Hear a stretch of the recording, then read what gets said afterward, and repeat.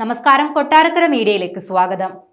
ഇത് കുമ്പളത്ത് Sankara Pillai, OICC global committee ചെയർമാനാണ്.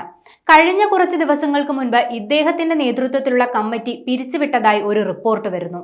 എന്തിനാണ് പിരിച്ചുവിട്ടതെന്ന് ചോദിച്ചാൽ KPCC പ്രസിഡന്റിന് പോലും അറിയില്ല.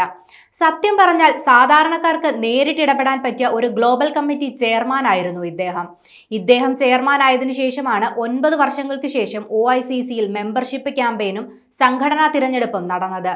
നിലവിൽ പുതിയ ജില്ലാ കമ്മിറ്റികളും റീജിയണൽ കമ്മിറ്റികളും നിലവിൽ വന്നു കഴിഞ്ഞു.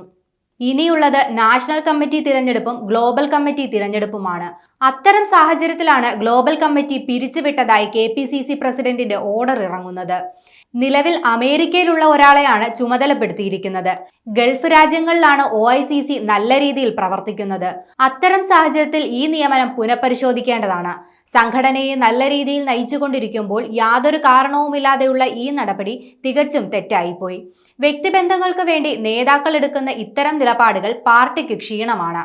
പ്രവാസികളാണ് പലപ്പോഴും പാർട്ടിക്കും നേതാക്കൾക്കും തുണയാകുന്നതെന്ന് നേതാക്കൾ മനസ്സിലാക്കണം.